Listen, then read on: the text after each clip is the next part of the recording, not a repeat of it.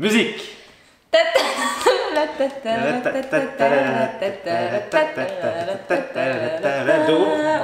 y est, ça va.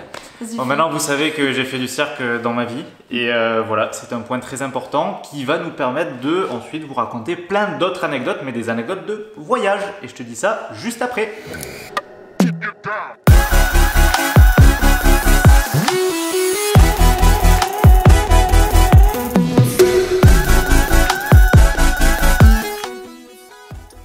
Bonjour les nomades, c'est Vincent et Salomé et on te souhaite la bienvenue sur notre chaîne YouTube. Aujourd'hui on va faire une vidéo un pays, une anecdote, parce que ben voilà, en voyage, certes il y a des beaux paysages et tout, mais on a aussi plein de rencontres qui ont été effectuées, des moments forts, des moments marrants. Ça on vous l'a pas forcément montré à la caméra parce que c'était pas forcément filmé tout simplement, et on voulait un petit peu vous en parler parce que c'est... Vous dites tout aujourd'hui. C'est marrant quoi hein. Alors c'est simple, pour chaque pays qu'on a visité, on va chacun raconter une anecdote dans ce pays. Pour faire simple, on va faire les pays dans l'ordre, donc on va commencer sans plus attendre. Alors aux Philippines, moi je me rappelle très particulièrement d'un moment, c'est quand on était sur les îles de Balabac. On avait pris un bateau et on devait dormir sur une île qui s'appelle Candaraman. Et en fait sur cette île, il s'avère qu'on a vu des Français, des Philippins, des étrangers. Et en fait à un moment on s'est tous mis à chanter et à faire un karaoké. À faire un jeu philippin. À faire un karaoké géant. Et c'était archi drôle parce que en fait t'avais quelqu'un qui commençait à chanter. Et quand il s'arrêtait de chanter, s'il s'arrêtait sur un mot, il y avait n'importe qui pouvait reprendre la chanson avec ce mot dans la chanson, tu vois. Tu veux faire un exemple? C'est compliqué. Exemple, vas-y, fais un exemple. En français ou en anglais? En français, il était un petit navire, il était un petit navire. T'avais pas mieux? T'avais pas mieux comme ça? Ok, j'en ai un autre. Vas-y, des trucs classiques, genre Laurie et tout. C'est classique. Ta meilleure amie. Je serai là, toujours pour toi. Toi, plus moi, plus tu. Voilà, exactement. Vas-y, on fait ça. Plus lui, plus elle, plus tous ceux qui sont seuls. Donc tu vois, t'as compris le concept en fait. T'as compris? T'as une musique, tu t'arrêtes sur un mot, elle s'arrête sur toi et moi je reprends avec toi. Et donc on faisait ça en anglais pendant toute la soirée et c'était archi drôle parce que tout le monde participait. Les Philippins étaient bouillants à ce jeu. Ils étaient mais next level, tu vois, par rapport à nous. Tellement dès qu'on s'arrêtait sur un mot, bam, direct ça repartait, tu vois. Ou sinon, ils prenaient le mot, ils étaient là, et bam, la chanson elle arrivait de suite. Alors que nous, t'as vu comment on galère. Mais du coup, c'était génial parce que ce que tu m'as dit direct, c'est que c'était pas de prise de tête, il n'y avait pas de gêne ou de honte à avoir, tout le monde chantait librement. Et on a même fait un tour de table pour que tout le monde chante, en essayant d'aider les gens, tu vois. Même si c'était des chansons qui étaient en français ou qui n'étaient pas forcément connues, mais on voulait que tout le monde participe et c'était trop drôle. C'est très stylé. Alors j'ai une anecdote pour les Philippines. Alors une fois on était dans un restaurant et on a commandé des bières parce qu'on aimait bien boire la bière locale là, une petite bière légère philippine. C'est la San Miguel qu'on aime bien en général, qu'on buvait souvent. Et là il y avait aussi de la Red Horse. On sait qu'elle est plus strong, plus forte celle-ci. Il y a marqué extra strong. Donc on commande cette bière. Petite parenthèse, Anto on te ramènera une bière de là-bas, ne t'en fais pas. Donc en fait, on commande nos boissons, je prends une petite et Vincent il prend une grande Red Horse qui est plus strong, plus forte. Moi, et donc elle coûtait 1 €. Et là ils arrivent avec les bières et sa grande bière, c'était juste une bière d'1 litre. Ouais, super hein, donc on s'est retrouvé avec 1 litre de bière à 7 degrés à 1 €. À 1 €, donc déjà c'est très stylé, mais nous on s'y attendait pas. Mais nous on n'en voulait pas autant parce qu'on était en scooter et on voulait juste manger tranquillement et ensuite rentrer. Ouais, mais je t'ai vu, moi j'avais ma bière, lui il avait pris son litre alors qu'on n'avait plus l'habitude de boire beaucoup d'alcool parce qu'en voyage on ne tenait plus l'alcool clairement. Clairement. Donc voilà, c'était marrant. Après les Philippines, nous sommes allés en Indonésie. Indonésie, moi je vais raconter une anecdote sur moi. Ouais, bah voilà. Moi, tu voulais raconter l'anecdote sur moi? Peut-être. Moi je la raconte sur moi, j'anticipe parce que je veux pas que tu la racontes sur moi.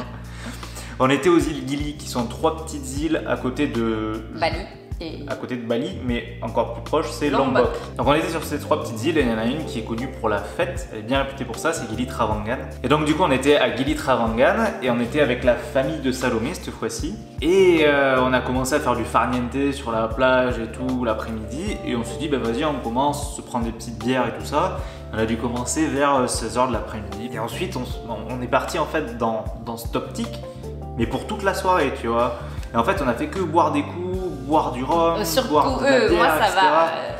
Mais c'était beaucoup trop. Mais en même temps, c'était un grand moment festif. C'est la fête là-bas. Et puis nous, ça faisait 6 mois qu'on les avait pas vus. Du coup, c'était un moment très fort, tu vois. On venait de se retrouver, c'était de la folie. Et on a fait une soirée mais énorme. Et là-bas sur cette île, tu roules uniquement avec des vélos parce qu'il n'y a pas de véhicules motorisés. Des calèches. Et donc du coup, moi, j'étais dans un état bien avancé d'alcoolémie. Je roulais sur ce vélo, je roulais n'importe comment. Ouais, oui, voilà, exactement. N'importe comment. N'importe comment. Je roulais n'importe comment, je me suis même pris un mur. Bref, et arrivé à l'hôtel, on arrive devant notre porte coulissante qui était une porte-fenêtre en fait, avec une serrure. Et je me rends compte que j'ai pas les clés. Et du coup, on est bloqué dehors, mais à 3-4 heures du mat, tu vois. Et alors qu'on n'a qu'une envie, c'est de dormir parce qu'on en avait plein les pieds de toute la journée. Et du coup, bah là, tu fais quoi? Tu veux aller voir la réception, sauf qu'il n'y en a pas et ça ouvre à 7h, 8h le lendemain matin. Tu fais bon, super. En même temps, je me suis rendu compte aussi que j'avais perdu mes lunettes de soleil de vue à ce moment-là. Si vous les avez vues, d'ailleurs, n'hésitez pas à me le dire, parce que je suis toujours preneur. Et du coup, dans cette attente interminable de savoir quoi faire pour ouvrir cette porte, parce qu'on a essayé tous les stratagèmes possibles, moi je me suis assis dans l'escalier. Au début, je m'assois... Non mais si, bien sûr que si. Je m'assois sur la marche de l'escalier, là, comme ça, avec les pieds un peu plus bas. Puis là, je commence à être un peu fatigué, du coup, je m'allonge, tu vois. Et j'étais tellement fatigué qu'en fait, je me suis endormi dans l'escalier même. Mais j'étais bien dans cet escalier. Alors, c'est à peu près ça l'histoire, sauf qu'on est arrivé, on n'a pas trouvé les clés. Et juste, il s'est endormi dans l'escalier et ça n'a pas duré 1000 ans. Moi, j'ai galéré. Moi, j'ai galéré. Parce que je pouvais pas dormir, j'étais pas assez... Des souvenirs de soirée qui divergent un peu comme ça. Mais clairement, tu m'as fait mourir de rire le soir-là. C'était très marrant. On ne mettra pas de photos à l'appui d'ailleurs. Non. Oui, si. J'en ai une. Donc, mon anecdote, c'est quand on est arrivé à Bali, on avait réservé une villa avec des potes parce qu'en fait, on a 3 amis qui sont venus nous rejoindre à Bali pendant notre tour du monde, 3 amis de France, donc c'était juste ouf. Ouais. Tout ça pour dire que ma cousine avait fait la réservation de cette villa, donc elle s'appelle Sarah, et donc on est arrivé dans la villa qui était réservée en Airbnb. Un peu avant eux parce qu'ils arrivaient le lendemain en avion et nous on était déjà sur place. Exactement. En fait. On arrive et donc c'était une Indonésienne qui s'occupait de nous accueillir, de la villa, etc. Elle parlait pas super bien anglais, mais ce qu'il faut pour un petit peu communiquer ensemble. Et donc elle me dit bonjour, bienvenue Sarah. Et elle commence directement à m'appeler Sarah. Et donc j'essaye de lui dire que c'est pas moi qui ai fait la réservation, moi je m'appelle Salomé, mais c'est très gentil. Voilà, Sarah, elle arrive plus tard. Elle dit oui, ok Sarah. Bon bref, elle me répondait à chaque fois oui Sarah. Et pendant toute la durée du séjour, on est quand même resté au moins 4 jours et on est revenu après, 1 mois après, avec les parents de Vincent et on est revenu nous tout seuls, etc. Et à chaque fois, elle m'appelait Sarah, donc j'ai changé de nom dans cette île-là, mais il n'y a pas de souci. Voilà, j'ai une deuxième identité à Bali. Australie. Je commence. Après, vas-y. Alors l'anecdote, sans aucun doute, je me rappellerai toujours la fois où on est resté bloqué sur la plage qui s'appelle 80 Mile Beach, qui est entre Broome et Port Hedland. Donc c'est une plage qui est en plein milieu à 200 km à peu près de chacune des villes les plus proches. 300 km de Broome et 400 de Port Hedland. Ah oui d'accord, donc pas du tout. Je m'en rappelle très bien. Elles sont à 300 et 400 km des villes les plus proches, donc perdu au milieu de nulle part. Et c'est vrai qu'on est tombé en panne en plein milieu de cette plage, mais je veux juste raconter comment. Donc on est allé avec la voiture, avec le 4x4 sur cette plage, ça c'est un truc à faire, c'était juste incroyable, c'est autorisé. Et on a commencé à s'enfoncer un peu plus loin pour être tranquille. Et on avait déjà roulé quelques minutes, bien, pas mal. On a déjà fait bien 20 bornes sur la plage. On a déjà fait 20 bornes sur la plage. Et là, c'est vrai que c'était à moi de rouler. Je commence à peine à rouler. Et là, tout à coup, la voiture s'arrête. Bon, d'accord. Super. On avait déjà eu des petits soucis auparavant, donc on regarde directement si c'est pas un fusible qui avait pété, parce que c'est vrai que c'est ça qu'on avait eu comme problème. Et là, on se rend compte qu'il y a un fusible, un gros fusible au niveau du moteur, qui est complètement pété, cramé. Ouais. Donc on se dit, ah ben merde. Celui qui permet d'injecter l'essence dans le moteur. C'est ça. Et le problème, c'est qu'on avait ni fusible de rechange parce que c'est des gros fusibles. Pour la pompe. Ouais. Et ni mécano, puisqu'on est en plein milieu d'une plage. Et là, il n'y a aucun passage. Donc là on attend et au bout de, je dirais 20 minutes, 15-20 minutes, ça va. Ouais. Au bout de 15-20 minutes, il y a une voiture qui passe, donc on l'arrête. Il s'avère que c'était des Français et on leur a demandé s'ils n'avaient pas un fusible. Donc ils nous ont prêté, parce qu'ils avaient également un fusible du même type que nous, ils nous ont prêté le leur qui avait aussi dans leur moteur qui était branché. On le met dans notre voiture, on essaye de démarrer et on crame le fusible encore une fois. Ne faites jamais ça. Bravo. On se retrouve à 2 voitures bloquées sur la plage au milieu de nulle part. Alors là, c'était champion du monde. Voilà, donc ça c'est l'anecdote très marrante. Après, je veux juste dire en bref que ça s'est bien fini cette histoire. C'était juste des rencontres formidables. On a rencontré des Australiens également qui sont venus nous aider. Qui nous ont même plus qu'aidés, c'est-à-dire qu'ils ont réussi à nous sortir de la plage le lendemain, qui ont réussi à bidouiller sur notre moteur pour récupérer notre propre voiture, alors que les autres Français, eux, étaient complètement bloqués. Voilà, donc ça c'était très embêtant, du coup on se sentait complètement responsable et on leur a dit, tant que vous ne redémarrez pas, en gros, on reste avec vous et on vous aide. Donc on les a tractés ensuite pendant 400 km. 400 km jusqu'à la ville la plus proche. Voilà, c'est tout. Et on a attendu le week-end entier pour que les mécanos soient ouverts pour réparer leur voiture. Anecdote Australie, forcément liée à des pannes, mais cette fois-ci c'était pas nous. Et du coup on était à Broome, encore une fois aussi. Ouais. Et à Broome on était sur une plage qui s'appelle Cable Beach. Et ça c'est une plage où tu peux aller le soir, tu peux voir des couchers de soleil, c'est vachement sympa, tu vas avec ta voiture, c'est top, il y a plein de personnes, tu peux faire ton barbecue, ce que tu veux, c'est trop bien, tu peux juste ne pas dormir sur la plage. Et du coup on va là-bas et c'était le soir, il y avait l'eau qui commençait à monter et tout ça, la marée. Et il y avait un Australien qui est venu nous voir et qui nous a dit oui, est-ce que vous n'avez pas des pinces crocodiles parce que ma voiture elle redémarre pas, j'ai besoin d'aide, etc. Nous on avait déjà eu plein de problèmes de panne avec notre voiture, du coup on s'est dit vas-y, clairement on va l'aider. Du coup on y va avec notre voiture, on essaye, ça marche pas, ça redémarre pas. Et lui il était avec ses 2 filles et ses 2 chiens. Du coup en fait le truc qui était un peu cocasse, c'est que ces filles elles faisaient un peu des crises d'anxiété, tu vois.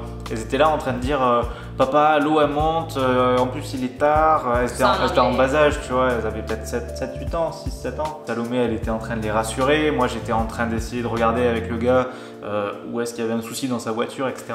Et au final ce qu'on a dû faire c'est le tracter hors de la plage, tu vois, parce que lui il avait beau appeler des potes à lui, etc. Il pouvait venir que dans au moins une demi-heure et il pouvait pas attendre, tu vois, il était vraiment ultra embêté. On regarde hors de la plage, on voit toujours pas ce que c'est le problème, du coup on lui dit si tu veux on te ramène jusqu'à chez toi, tu vois, tu nous dis que c'est à moins de 5 minutes, nous ça c'est facile, tu vois. Du coup on le ramène jusqu'à chez lui.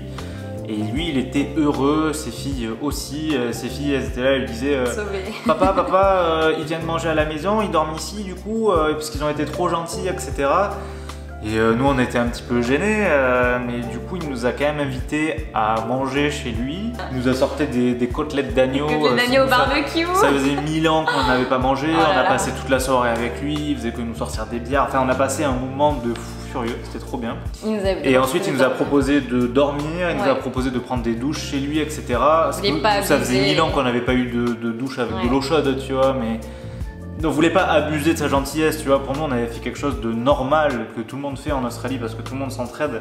Et lui, on lui avait tellement enlevé une épine du pied qu'il voulait nous aider, mais puissance 10 000. Je vous avais dit même si vous cherchez du travail, dites-le moi, je peux vous aider à en trouver, etc. Mais ultra sympa, tu vois. Donc du coup, on est quand même reparti parce qu'on voulait pas abuser de sa gentillesse. Mais avant de quitter la ville, on est quand même repassé les voir pour leur faire un petit coucou et leur dire que nous on allait continuer notre route et que c'était super sympa de les avoir rencontrés, qu'on a passé un très bon moment et que voilà, c'était top quoi. Très beau, très beau. On s'en allait en Nouvelle-Zélande. À la Nouvelle-Zélande. En Nouvelle-Zélande, on était avec 2 potes à nous de France qui sont venus nous voir et on était avec 2 potes aussi qu'on a rencontrés aux Philippines et qu'on a revus en Nouvelle-Zélande. Et on était dans le sud de l'île du sud de Nouvelle-Zélande.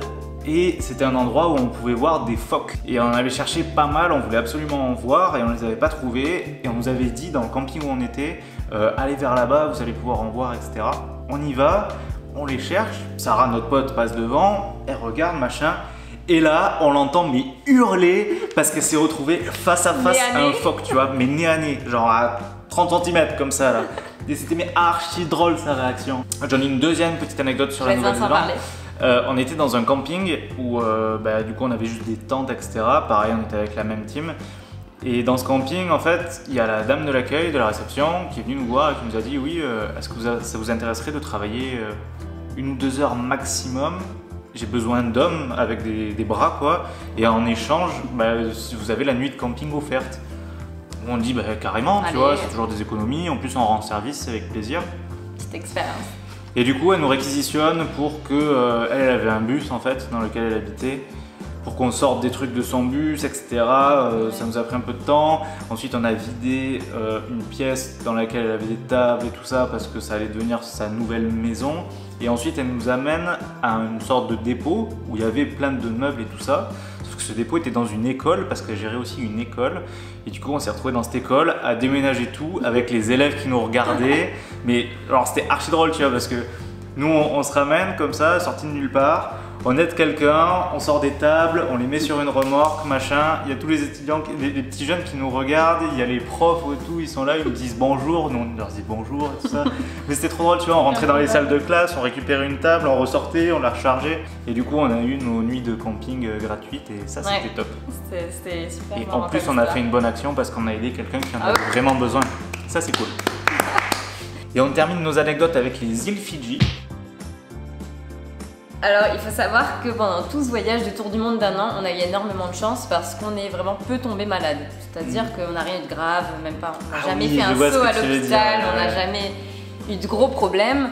Et en ce qui concerne ce qu'on appelle la maladie du voyageur, même en Inde, on n'a pas été embêté, on a essayé de pas manger trop épicé, etc. Nulle part, ouais, ça. Tout ça pour dire, je reviens aux îles Fidji. Il a fallu attendre la fin du tour du monde, donc presque 11 mois. Et il a fallu être dans l'hôtel le plus luxueux de tout notre voyage, qui était quand même oufissime. C'était des petites villas privées avec vue sur la mer. C'était en fait un partenariat qu'on avait fait. Il a fallu attendre ce moment-là pour que je tombe malade, complètement malade. C'est-à-dire que j'étais KO, j'étais pliée en deux.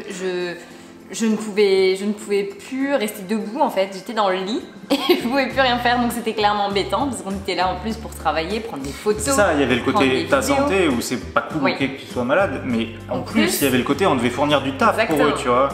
Et c'était pas un petit hôtel, tu vois, on part sur des trucs, on est presque à 1 SMIC la nuit, tu vois, donc tu peux pas te permettre de faire une journée à blanc comme ça, tu vois. Donc tout ça pour dire que c'était une situation dont on se souviendra bien. Vincent a dû assumer une journée entière tout seul parce que moi j'étais KO.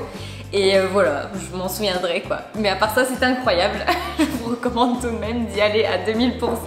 Ma petite anecdote aux îles Fidji, c'est on s'est retrouvé dans un hôtel où déjà il y avait une montée pas possible pour y aller. Je pense qu'on devait bien avoir je sais pas combien de mètres de dénivelé, on avait pour bien 20 minutes d'escalier pour arriver en haut de l'hôtel. Et dans cet hôtel, il y avait que nous avec les gérants. Et il n'y avait pas de cuisine, il n'y avait rien. Enfin, ce que je veux dire, c'est qu'il n'y avait pas de restaurant. Mais par contre, il y avait une cuisine. Tu vois.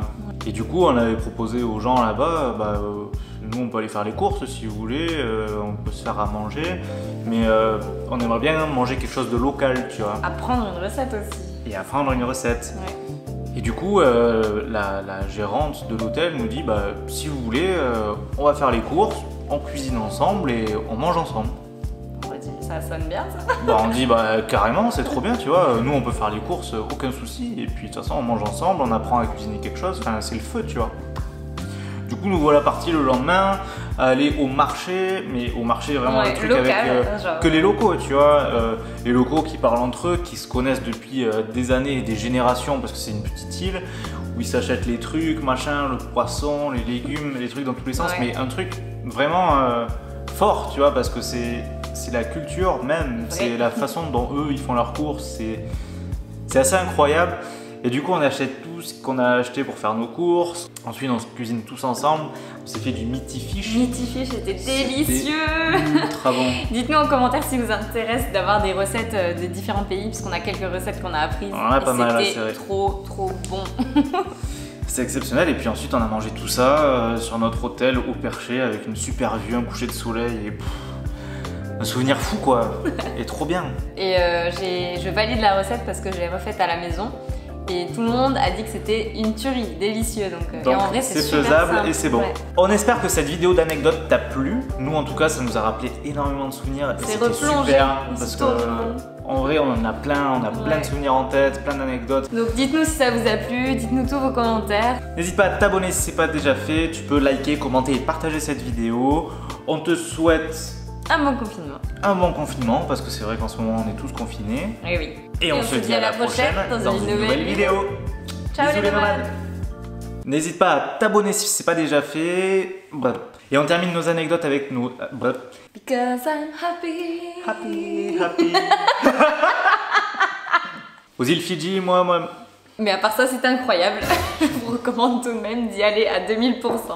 Mais j'ai pas eu de chance, voilà. On voit pas ici, t'inquiète. On voit pas du tout. Attends. Par exemple... Who let the dogs out? Who let the dogs... Et là, vas-y pour que j'enchaîne avec un truc, tu vois. Donc elle coûtait 1 € la bière, les 50 millilitres. Centilitres.